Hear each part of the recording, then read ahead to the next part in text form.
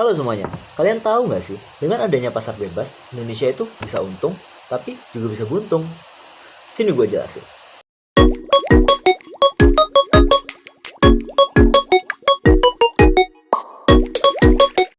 Jadi semuanya, pasar bebas itu adalah ibarat kata gerbang besar yang dibuka lebar untuk negara kita, yang menjadikan barang, modal, maupun jasa, tenaga, kerja asing itu bisa masuk ke dalam Indonesia dengan bebas.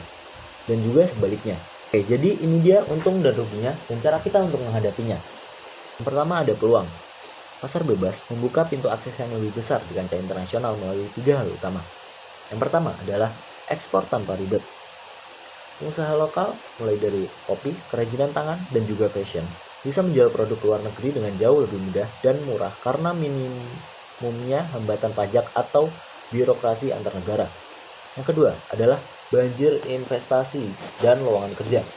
Perusahaan asing lebih tertarik menanamkan modal dan membangun pabrik di Indonesia. Dampak keberlangsungannya apa? Lapangan kerja baru terbuka lebar untuk masyarakat lokal. Lalu, ada lagi upgrade teknologi dan kualitas. Karena harus bersaing dengan standar internasional, pelaku usaha kita dipaksa untuk naik kelas.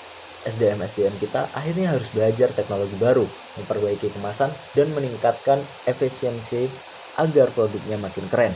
Selanjutnya adalah tantangan. Jika kita tidak siap, pasar bebas bisa menjadi ancaman serius karena 3 faktor ini. Yang pertama adalah gempuran produk impor murah.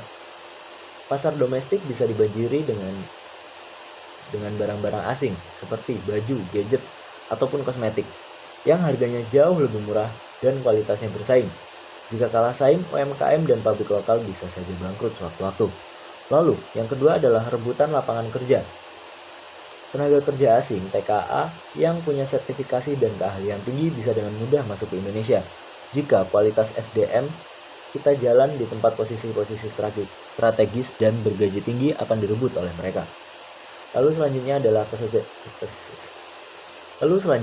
kesenjangan sosial. Pasar bebas sangat menguntungkan bagi mereka yang punya modal besar dan melek teknologi. Resikonya masyarakat kecil yang tidak punya akses modal atau internet akan semakin tertinggal. Jadi di sini kita udah nyiapin 3 jurus untuk kita melewati tantangan-tantangan yang sudah saya sebutkan tadi. Yang pertama adalah upgrade skill atau melek digital.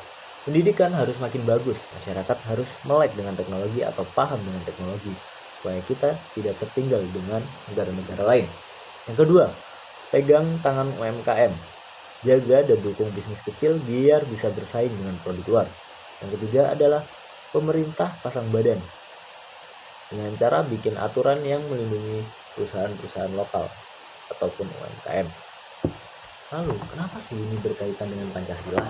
Jadi, di tengah persaingan yang semakin sulit, saling sikut, Pancasila adalah rem dan kompasnya. Bukan cuma cari cuan. Sila kelima mengingatkan kita kalau ekonomi sukses itu harus bikin semua rakyat sejahtera. Bukan cuma segelintir orang kaya dan membuat yang kaya makin kaya dan yang miskin makin miskin. Lalu selanjutnya adalah gotong royong. Pemerintah, pengusaha, dan pembeli lokal harus kompak kerjasama demi bela produk dalam negeri. Kesimpulannya apa sih? Pasar bebas itu gak bisa dihindari, pilihannya cuma 2. Kita ikut bersaing atau ikut tergilis. Biar menang, maka kita harus pintar, kreatif, dan tetap cinta produk lokal. Oke, sekian dari saya. Terima kasih.